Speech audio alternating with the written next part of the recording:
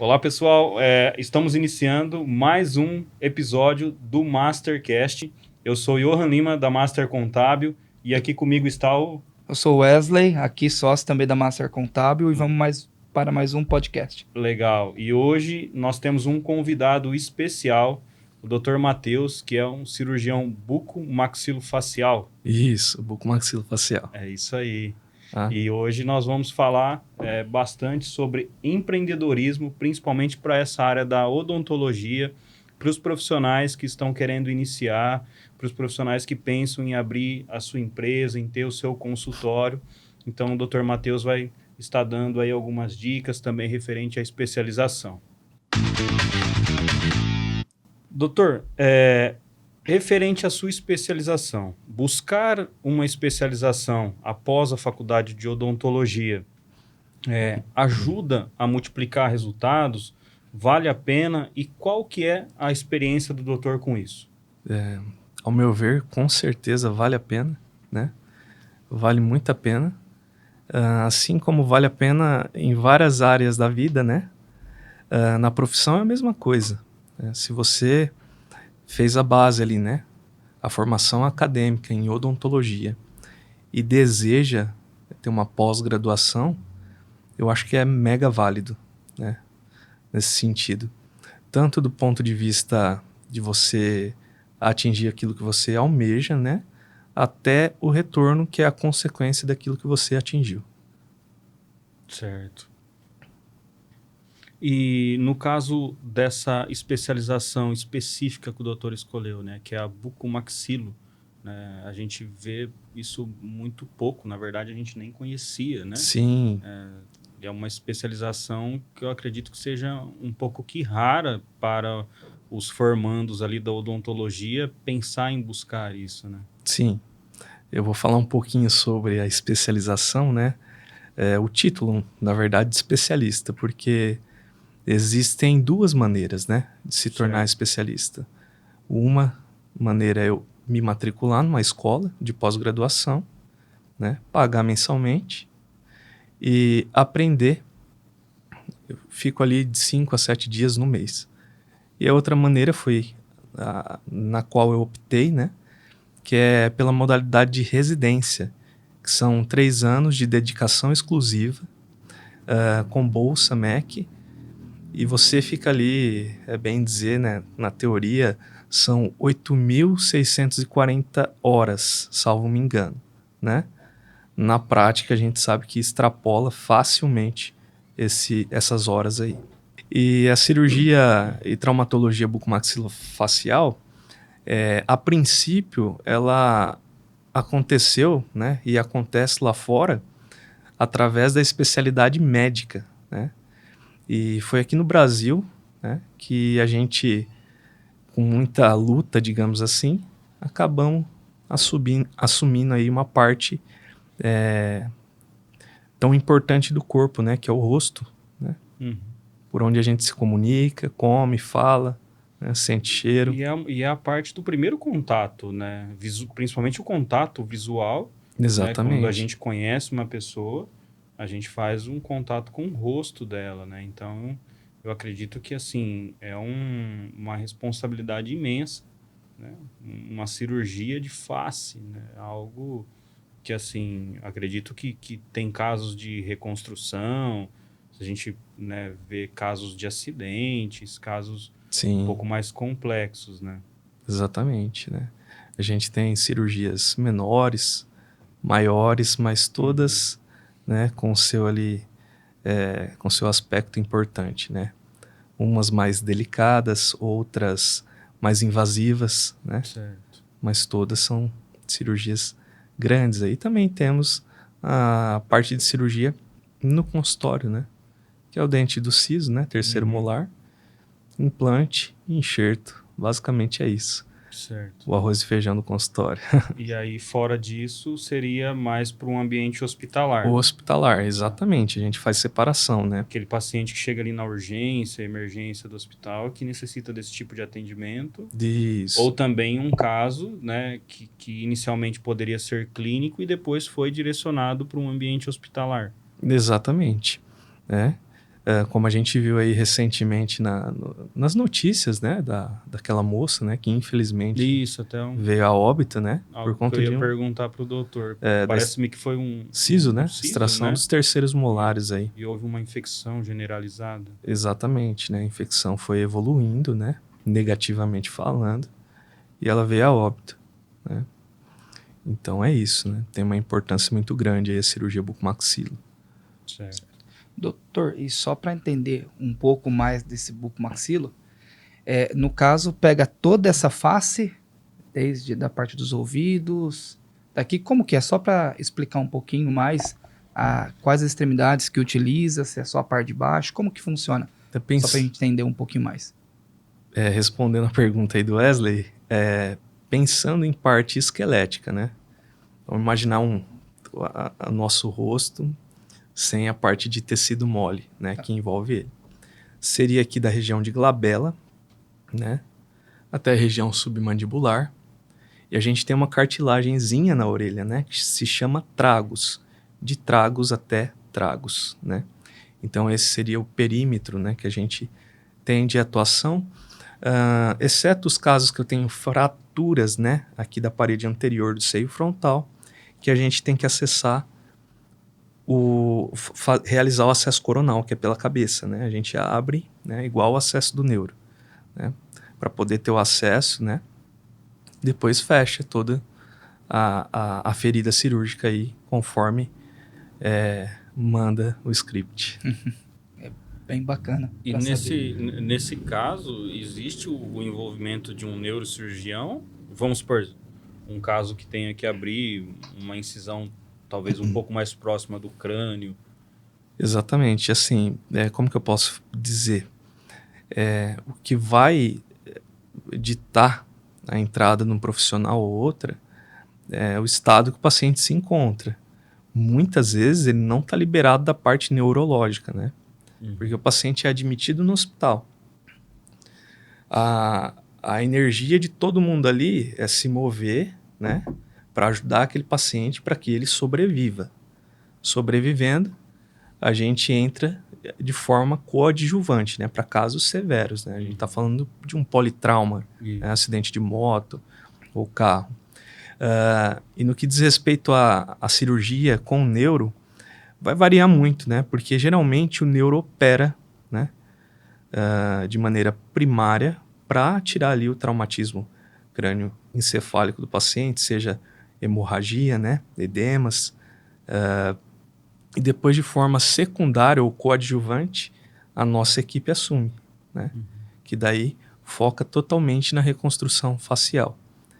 E tem casos aí que a gente sabe que o paciente fica na UTI por 19, 30 dias, né?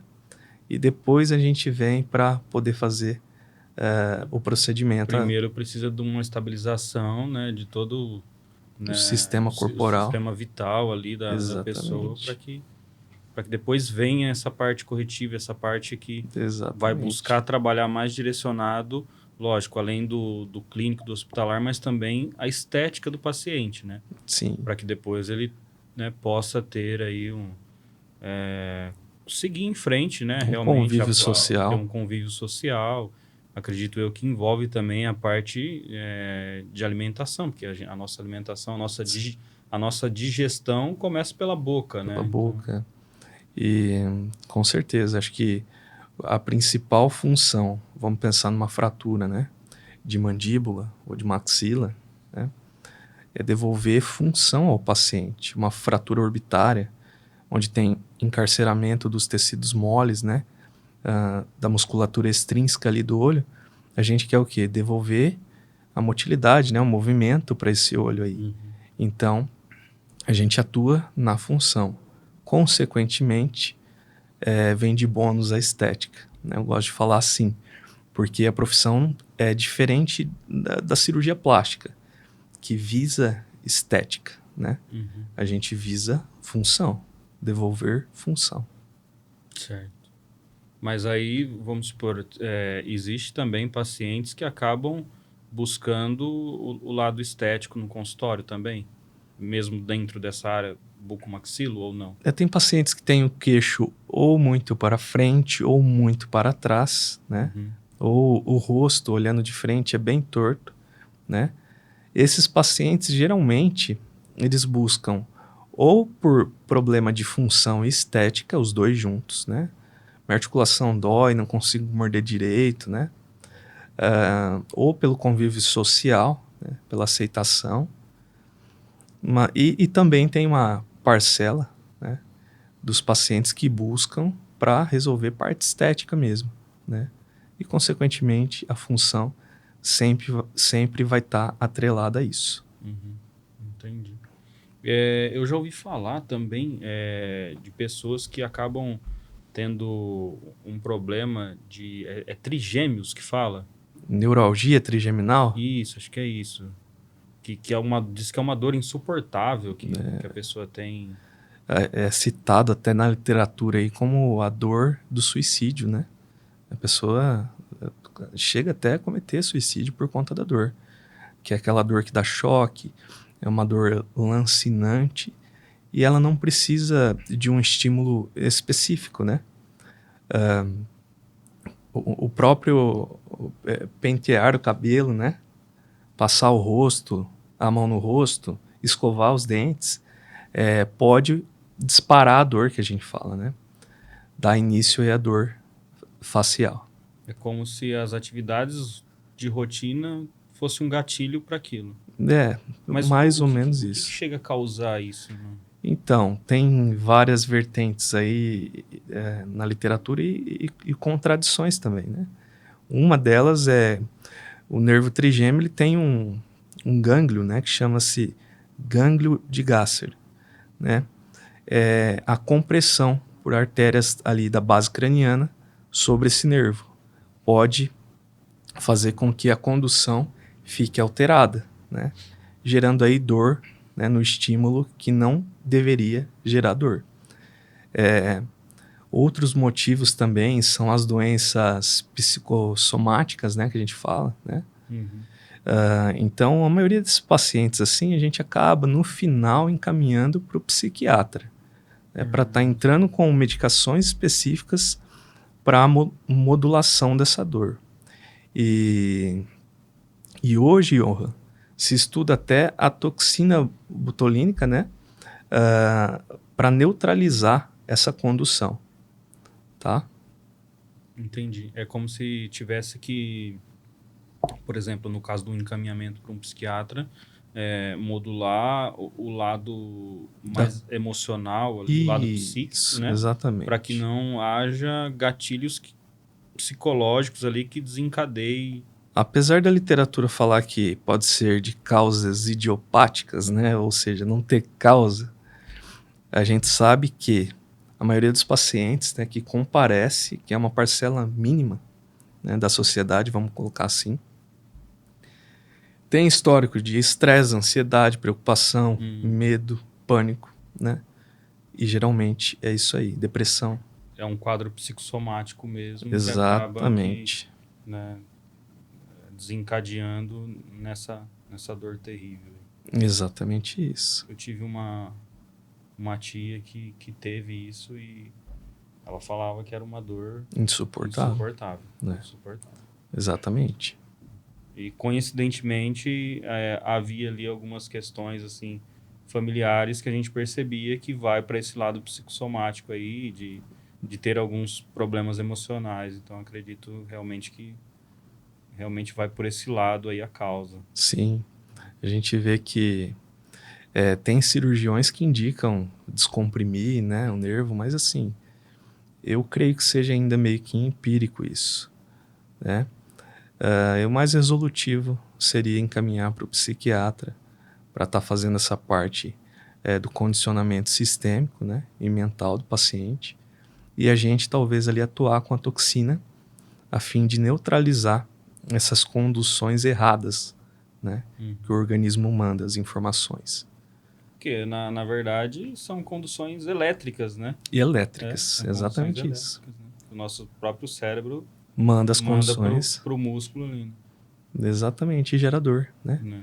Se a gente passar o dedo no rosto, todo o nosso rosto a gente sente, né?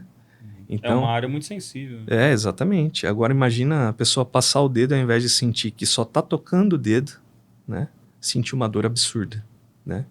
Que não é compatível com o estímulo. Uhum. Isso acontece, E doutor, saindo um pouco dessa área mais técnica, certo? vamos entrar um pouquinho na parte administrativa. Então eu gostaria de saber, como que o doutor consegue atrelar essa parte técnica de operação para a questão administrativa, seja negociação de valores com clientes, seja numa gestão do seu consultório, Uhum, porque o doutor atende bastante em hospital, mas atende consultório, uhum. seja numa questão de marketing para pegar, no caso, né, trazer novos clientes. Como que o doutor consegue gerir todo esse tempo, desde a operação, dessa parte administrativa toda do teu consultório? Wesley, então, eu vou responder assim de forma meio que objetiva, né? Acaba sendo natural, né? A gente se propõe a fazer uma coisa, né? E uma coisa bem feita. Consequentemente, o boca a boca é o melhor marketing que a gente tem, né? A gente tem rede social, com certeza, né? Hoje tudo é virtual, são as mídias sociais, mas o que mais pega aí pra gente mesmo é ser bom naquilo, ser resolutivo, entregar resultado, né? E é o que a gente faz. E nisso a gente tem, né, o boca a boca. Aquele paciente que vem, fulana de tal ou fulano me indicou você, né? Sou de tal cidade, às vezes vem até de fora, né? E por ser uma área bem seleta, assim, né? Ter poucos profissionais, também acaba... Como se houvesse uma certa exclusividade, né? Exatamente, acaba não se tornando tão difícil de achar a gente. Acredito que até os próprios colegas, outros profissionais da área, acabam buscando o doutor para resolver certos casos. Sim, Né? a gente, Wesley sabe, né? Não é novidade. A gente é prestador também de serviço, né? Tem um colega que tem o paciente, precisa ali de uma técnica que ele não realiza, né? No que diz respeito à parte cirúrgica, a gente realiza, né? Então, basicamente seria isso.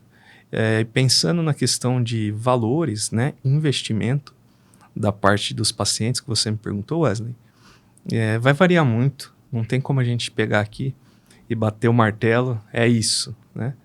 Depende muito do que o paciente tem, né? Se é uma lesão patológica, né, que a gente fala, se é uma fratura, né? Se é um problema dos ossos da face, né? Que a gente resolve com a cirurgia ortognática. Então vai variar muito e vai variar muito do que diz respeito à complexidade. A gente sempre pensa nisso. Através disso, o investimento é enviado para o paciente, né? A gente passa ali para o paciente.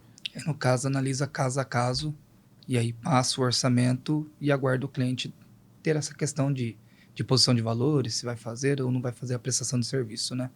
Mas normalmente acaba chegando até casos um pouco mais complicados, né? Já precisando fazer cirurgia um pouco mais elaboradas, né? Talvez até num hospital, algo nesse sentido. Exatamente. A gente tem os pacientes que vão passar por uma cirurgia eletiva em âmbito hospitalar, né?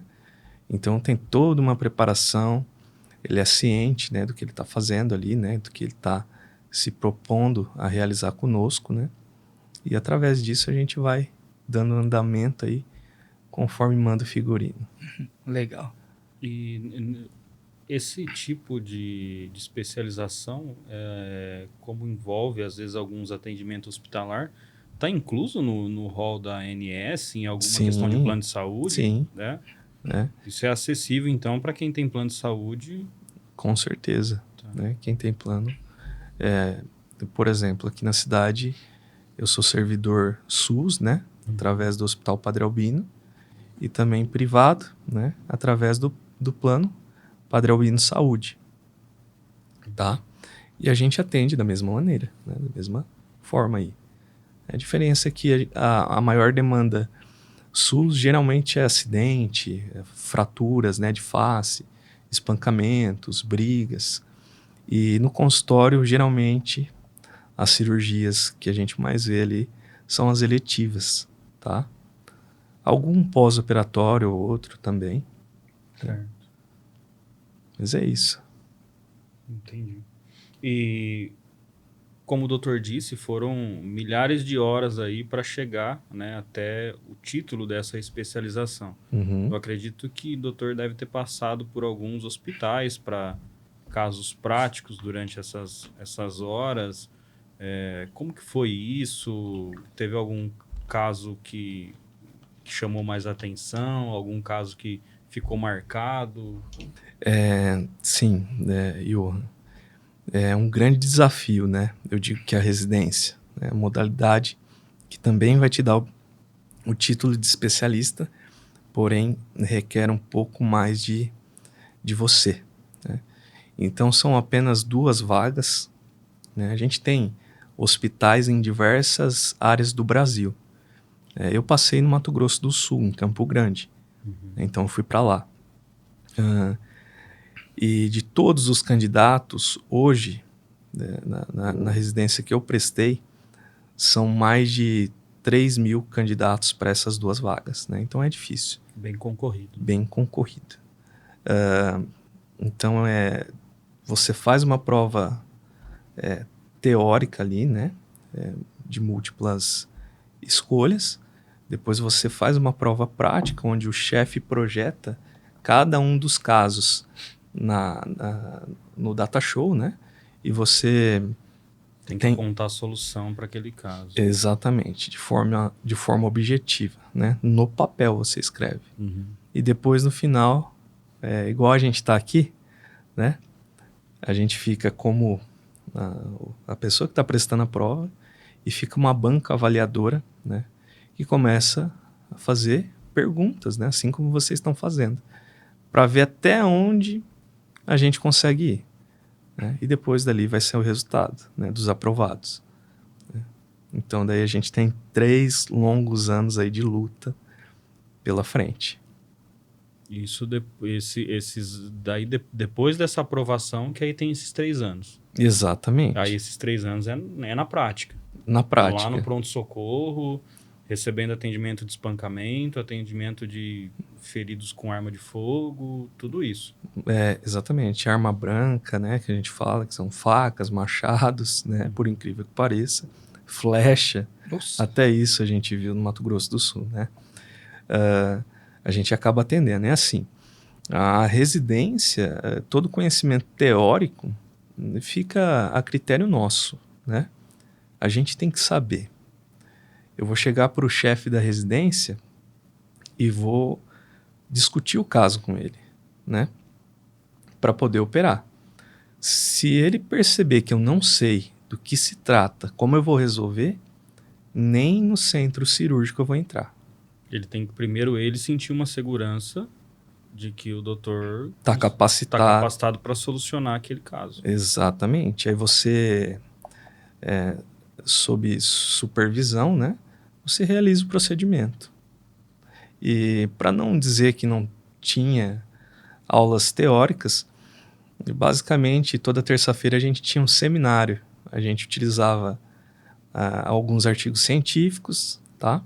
Montava uma aula e apresentava essa aula, né, ministrava para os chefes e residentes, né? Isso girava para todos os residentes ali do corpo clínico da cirurgia bucomaxilofacial.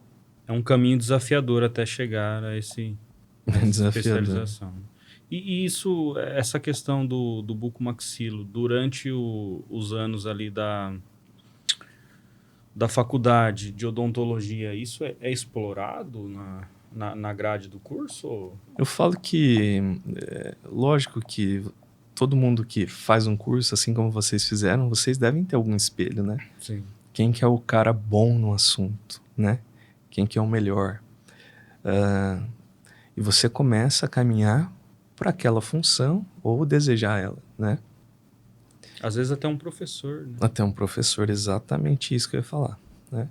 Então, às vezes, um professor te motiva muito ali e você vê também a questão do teu querer, né? Se você deseja realmente... Vai se conectando, vai se familiarizando. Exatamente isso, exatamente isso. Então a gente toma gosto, né, Uhum. pela coisa e segue caminho aí. Sim.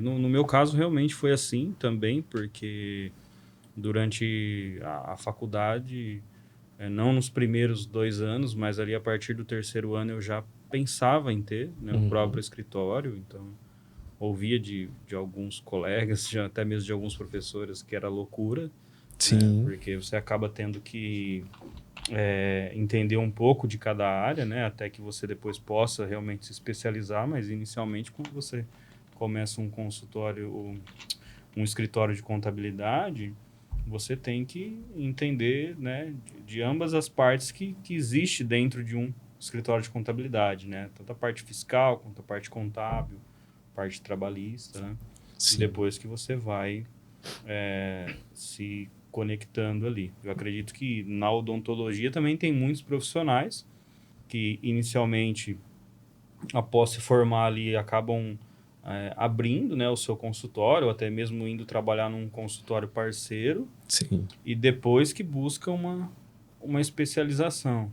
Uhum. Exatamente. Até assim, eu vejo que tem colegas que às vezes já tem o pai ou a mãe, né, que é dentista, já Sim, caminha junto ali, então acaba sendo mais fácil, né? Tem aquele que arrisca abrir um consultório logo de cara.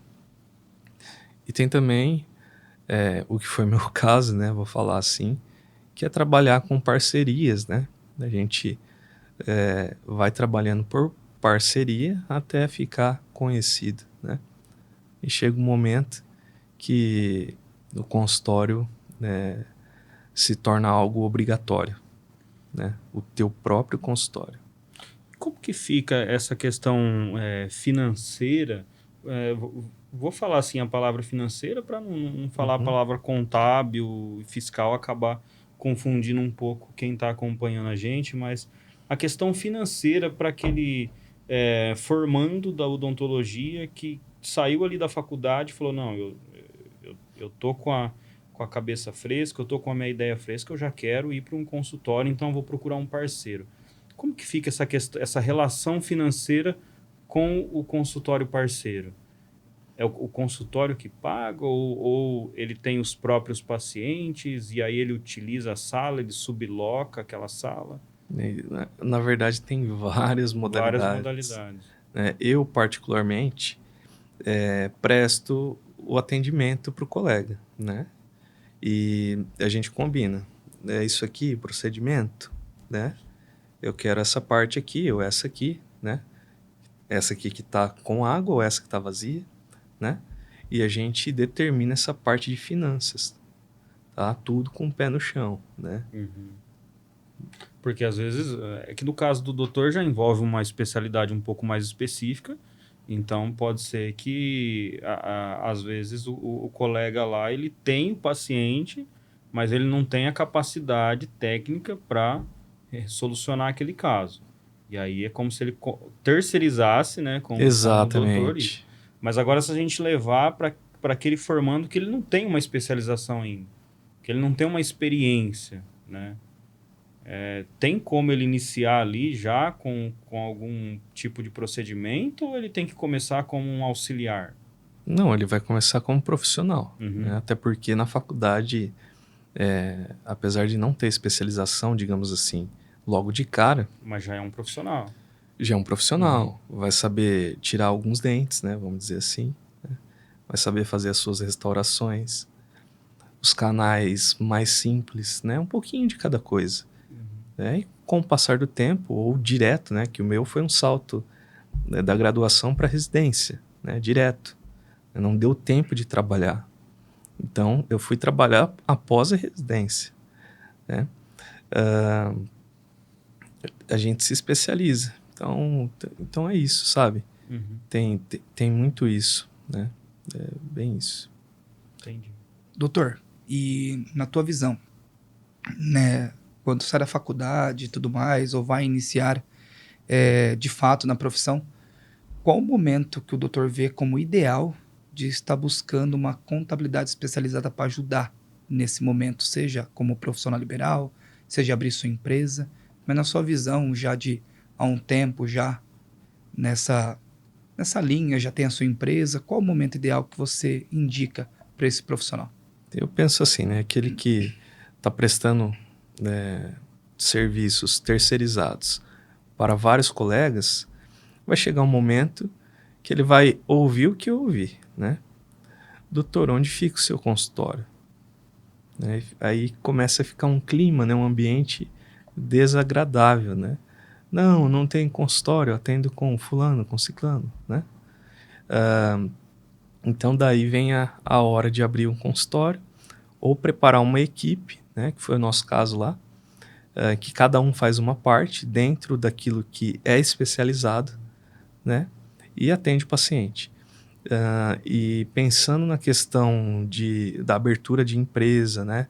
E toda a parte burocrática que vocês tomam conta aí, eu acho que essa parte ela deve entrar no começo, né? Porque não tem como você montar um consultório estando ilegal, né? Frente ao município, isso? Não.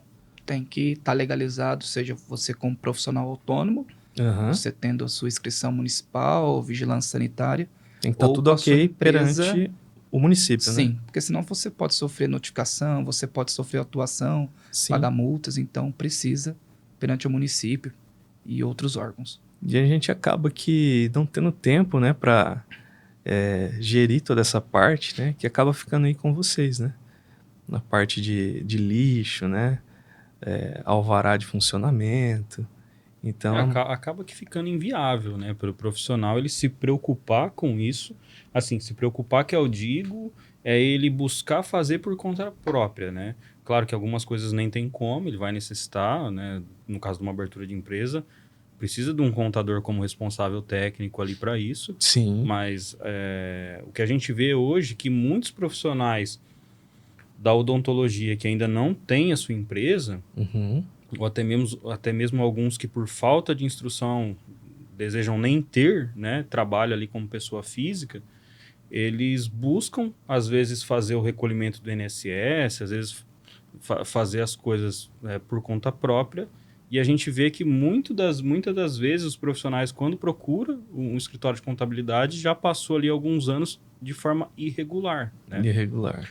E isso acaba ficando assim, correndo-se um risco, porque se a gente partir para essa questão de fiscalização, Receita Federal, Prefeitura, é sempre os últimos 5 anos. Então, já imaginou você sair da faculdade, você trabalha ali 3 anos praticamente irregular e depois vai buscar uma regularização e acaba sendo fiscalizado. Aí, Não vale o risco, né? talvez o que você estava construindo acaba se desmoronando e, né, nesse meio do caminho. Sim. Frente a essa questão, assim, desses profissionais que não têm empresa e que tentam fazer por conta própria, o doutor acha que é mais por uma questão de que eles buscam economia financeira para não ter essa despesa, ou é falta de conscientização desde lá da faculdade? É algo que não é mencionado ali durante o curso, então não tem essa consciência de que eu preciso de um profissional da contabilidade para cuidar disso para mim. Bem interessante essa pergunta aí, Johan, né? Porque a gente, na faculdade ali, a gente acaba focando muito na saúde do paciente, né? E essa parte é muito pouco citada, né? E às vezes nem é citada. A realidade é essa. Então eu acho que do que você falou, se é um ou outro, né? Questão financeira ou desconhecimento, né? Falta do conhecimento. Eu acho que são os dois, tá? Um conjunto. O conjunto, né? Às vezes a pessoa acabou de se formar ali, ela não tem condições para pagar parcela de carro, né? Moradia. Às vezes tem colegas que são de fora, né? Ou vão para fora, né? Atender outros estados aí. Então envolve moradia, né? Ele acaba meio que deixando o escritório como não sendo uma prioridade, né? Porque eu vejo assim que seria muito importante, porque o que acontece?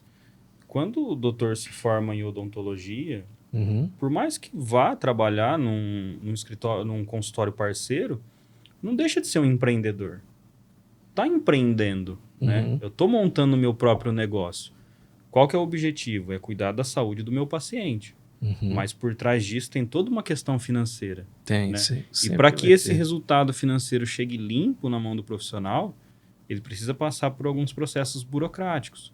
Processos contábeis, processos fiscais, emitir sua nota fiscal, pagar o seu imposto. Exatamente. Ou se é um profissional que não tem uma empresa, ele recolher o imposto de renda dele, né, mediante uma apuração mensal, porque não basta fazer aquela declaração uma vez por ano, né? Então, muitos profissionais têm a consciência de que ele trabalha o ano todo, então virou o ano, vou esperar passar o carnaval e vou procurar um contador para fazer para minha declaração do imposto de renda. Sim. Né? E não é bem assim que funciona. Exatamente. Né? Então, isso. eu acho que precisa de uma conscientização de que, além de um profissional da odontologia, a partir do momento que eu começo a atender os meus pacientes, eu sou um empreendedor. Né? Eu estou empreendendo na área da odontologia. Né?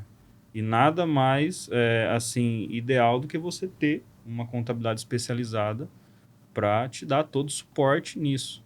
Exatamente. Um planejamento tributário, lógico que isso não vai ser abordado ali na faculdade, né? Mas precisa procurar um profissional da contabilidade. Olha, no caso, por exemplo, de formandos ali que já tem, às vezes o pai ou às vezes a mãe já tem um consultório, e às vezes acaba ouvindo, né? Meu pai está pagando muito imposto, né? Então, peraí, será que não tem uma opção melhor? Né? Deixa eu ver, deixa eu buscar um escritório de contabilidade especializado e fazer uma consulta, né? Consultar ali um escritório para, mediante aquelas ideias de empreender na odontologia, quanto que eu vou pagar de imposto? Quanto que isso vai me custar? Porque eu acredito que o profissional que queira fazer da forma correta, isso vai ser muito importante, até mesmo na hora de formar o preço, né, para passar para o paciente. Exatamente. Porque às vezes você passa lá, uma restauração, R$150. Tá, mas se eu tiver uma empresa e tiver no Simples Nacional, eu já posso pôr aí uma média de 8 a 10% entre Simples e INSS do meu Prolabore, imposto de renda da pessoa física. Quer dizer, já foi uma parcela ali daquele 150, né? Aí tem todo o custo operacional daquele procedimento. Então, às vezes, o profissional está tendo ali um prejuízo, ou até mesmo empatando, né? Exato, sem saber. Sem saber, né? Sem saber. Ou fazendo e colocando todo aquele dinheiro ali no caixa, correndo um sério risco de ser fiscalizado e depois ter que pagar isso tudo com multa e juros, né? Exatamente. É onde pode aí quebrar uma clínica, né?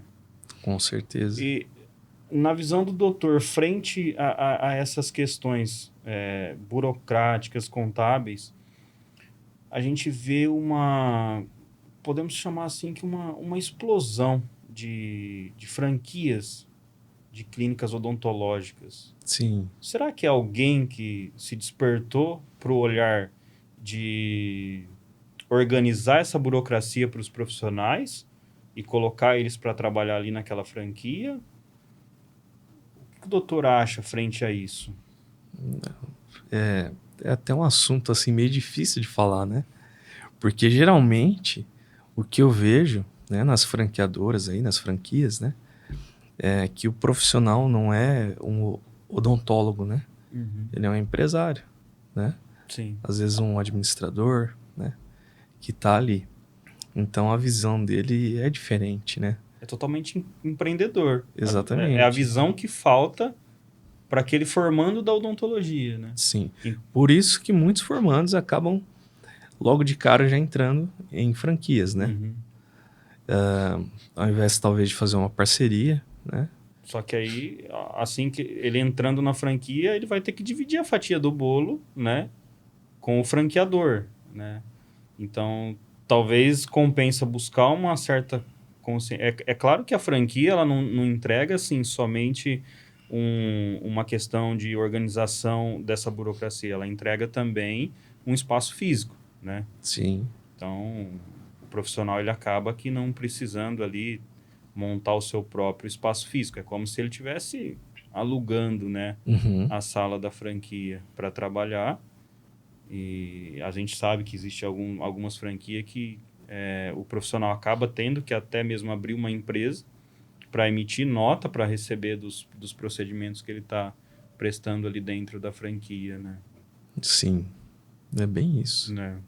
Então, eu acho que realmente esse ponto é o que mais eu vejo que falta, assim, não só para a área da odontologia, mas a gente vê que essa parte de profissionais liberais, os profissionais da saúde, que, né, a gente pega um exemplo de médico, nutricionista, fisioterapeuta, não é algo que é mencionado nos cursos, né? É É difícil, né? algo que acaba passando em branco, né? Exatamente, acaba sendo É. passando batida, assim, né?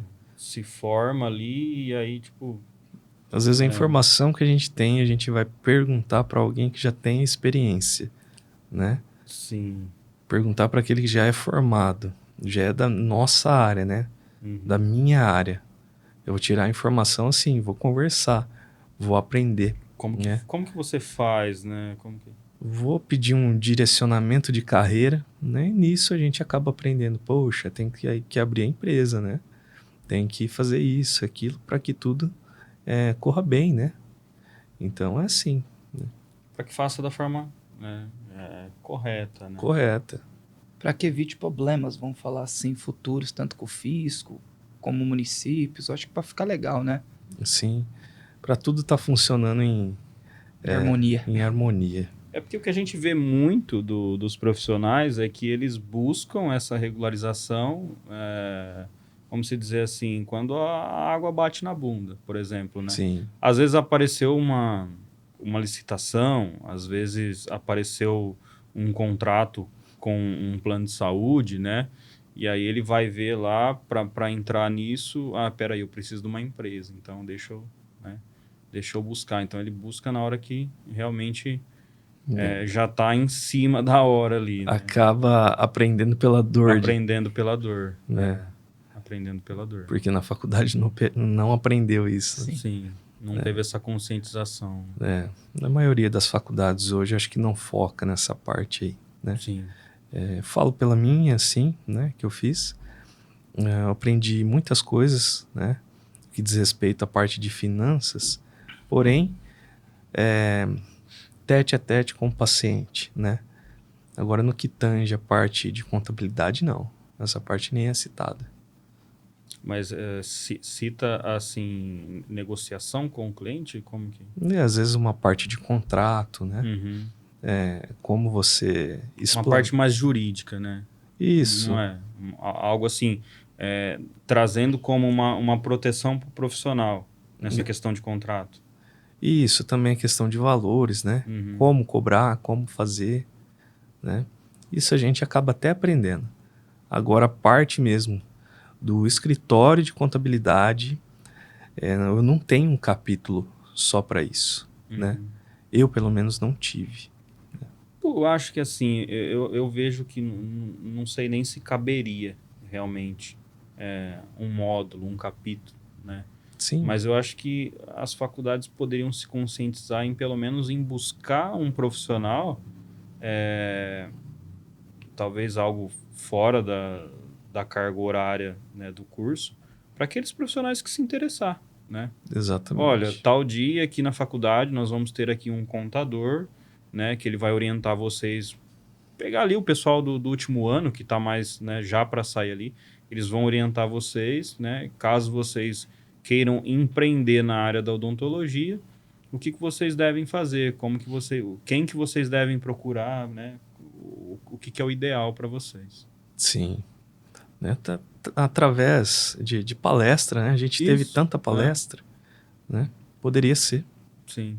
Porque hoje a gente vê, assim, em feiras odontológicas, tá, assim, cada vez mais a gente vê empresas de contabilidade, empresas jurídicas participando dessas feiras. Sim, né? é verdade. Entrando nessas feiras para... Claro, existe uma fatia de mercado dentro disso, né? A gente não pode negar que tem o lado financeiro, né? Uhum. Mas também tem o lado de, peraí, vamos regularizar esses profissionais, vamos auxiliar esses profissionais, né? Assim como quando a gente está com dor de dente, a gente procura um dentista, né? É muito Sim. importante para que quando os profissionais tenham dúvidas, né, dessa parte financeira, dessa parte fiscal e contábil, busque um contador. Sim, com certeza. Ô, doutor, e referente a uma dica, quais as dicas que você daria para aquele profissional que está saindo da faculdade e não sabe nem por onde começar? Que dica você poderia dar para esse profissional? Para aquele que não sabe nem por onde começar, Vamos falar isso daí, que acabou, se formou, saiu, não sabe se vai começar um consultório, se vai trabalhar em unidade de certo. saúde. Para aquele que saiu, qual a dica que você daria para ele? Eu digo que tudo na vida é colocar o pé no chão, né? Eu não achar que tá no céu. Coloca o pé no chão, né? Encara de forma coerente tudo, né? E vê a real realidade, né? Digamos assim, sendo redundante. Eu, por exemplo, não venho de uma família privilegiada no que tange finanças, né? Então, foi tudo gradativo, né? Trabalho um pouco aqui, presto serviço ali, até crescer e ter o próprio consultório, negócio, né? Digamos assim. Então, eu acho que esse profissional recém-formado, ele deve caminhar conforme o comprimento das pernas, né? Então, isso, para mim, é a base. Através disso, ele vai ter dinheiro para fazer uma especialização, né? Vai ter tempo de pensar, né? E vai se organizando, né? Então, até esse que, poxa, não sei agora, vou para a esquerda, eu vou para a direita, sigo em linha reta, né? Acaba se tornando fácil quando ele coloca o pé no chão e analisa de forma racional, não emocional, tudo que está ao redor dele, né? Ao redor dele, né? E daí flui. Acho que o restante vai fluindo automaticamente, certo? E também procurar uma contabilidade especializada, então, para ajudar nesse início, né? Para pelo menos dar um norte nessa parte financeira, se é o momento de talvez abrir uma empresa ou se vamos trabalhar como profissional liberal, mas procurar uma contabilidade para ajudar nessa parte, Com seja certeza. tributária, seja legalização, seja qualquer outra área, para ajudar ele nesse início. Exatamente. É um auxílio muito grande, né?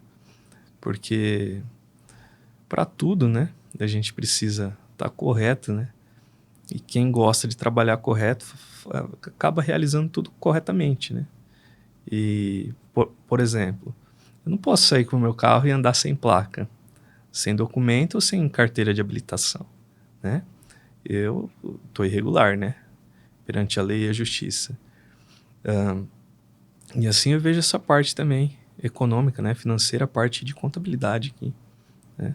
Não adianta nada eu começar a trabalhar ali, né? E, e a parte financeira não tá de acordo com o que o município, né? Vocês vão saber dizer melhor aí, manda a gente pra fazer, né? Sim. É algo que começa, né, assim, começa numa esfera federal, né, que é a Receita Federal que acaba fiscalizando desde Uhum. essa questão do imposto de renda da pessoa física, né? E para quem se estabelece ali, o profissional que se estabelecer em determinado município com sua clínica, ele nada mais para a prefeitura ele é um prestador de serviço, né? Uhum. Então, consequentemente, ele acaba necessitando ter uma inscrição naquele município, seja como pessoa física, seja como pessoa jurídica, mas ele é obrigado, né, pela legislação, a ter uma inscrição naquele município. Caso ele não tenha, ele está irregular. É como se ele não tivesse um RG, um Isso. CPF. Até porque, né, é uma área da saúde. Então, é uma área que envolve vigilância sanitária. Uhum. Então, se eu tenho minha clínica e não tenho inscrição municipal, eu também não tenho alvará da vigilância sanitária. Sim. Como é que eu vou atender um paciente num local, né, que eu não tenho uma autorização da vigilância sanitária? Né? Sim. Isso acaba, né, é um crime civil, né? Então, por isso que é muito... E, às vezes, a pessoa talvez pode até acontecer dela não fazer por mal, mas fazer por falta de orientação. Por falta de Por orientação. falta de orientação. Muitos fazem isso. Sim. Às vezes não é, tipo assim, porque eu não tô ligando para isso. Não é porque eu nem sei, né? Eu nem sabia Exatamente. disso, né? Por exemplo, a gente tem Exatamente. a parte do lixo, lixo infectante, né? Infectante. Que necessita de um cadastro especial no município para que a coleta de lixo daquele município, vá lá na clínica e retire aquele lixo, né? Exatamente. Leve aquele lixo para um local de descarte especial. Às vezes a pessoa não tem orientação, não. Coloca no lixo junto com o lixo da recepção. Lixo comum, Lixo né? comum. Isso né? não pode. Não pode. Então, né? Tem agulha, tem coisas perfurantes, coisas infectantes ali, então precisa de uma seleção. E quem direciona tudo isso é o município através da inscrição municipal, que ele vai direcionar a parte fiscal, direcionar essa parte da vigilância sanitária e, claro, que através também, né, de um escritório de contabilidade. Uhum. Né? Hoje até mesmo a gente faz toda a parte de cadastro para o profissional que quer constituir uma empresa que vai ter um CNPJ, né? O Conselho, né, Regional de Odontologia e o Conselho Federal de Odontologia, ele já lá no seu regulamento ele fala que o profissional que constitui pessoa jurídica, seja ele sozinho ou com outros profissionais, além daquela empresa necessitar de um responsável técnico, ela necessita de um registro no conselho, né? Que nem a gente citou o caso das franquias, né? Eu não preciso ser um dentista para abrir uma franquia, mas eu preciso ter um responsável técnico. Né? Exatamente. Eu posso ser um empresário, ser um investidor, eu quero abrir uma rede de clínicas de odontologia. Eu vou lá, contrato o Dr. Matheus, coloco como responsável técnico dessa rede minha, né? Registro no conselho essa empresa com esse responsável técnico e vou vender franquia. Né? Sim. Então, tudo isso necessita desse apoio de uma contabilidade especializada. Com certeza. E é isso. Eu acho que é isso, né? Claro que se a gente partir para o lado da especialização do doutor, que é uma especialização muito específica, né? Que é o bucomaxilo, a gente teria assunto aqui para tocar por muitas horas. E dias. Mas com certeza, né? Para você que ainda ficou aí com alguma dúvida, com alguma questão, o Dr. Matheus vai voltar ainda, a gente vai fazer mais podcast aqui para esclarecer mais essa questão bucomaxilo. E se você é um formando da odontologia e tem dúvidas de como iniciar o seu negócio, a questão de abertura de empresa, entre já em contato conosco. Aqui na descrição do vídeo tem os nossos contatos, né? E pode falar com um de nossos especialistas, que eles vão te orientar da melhor forma possível.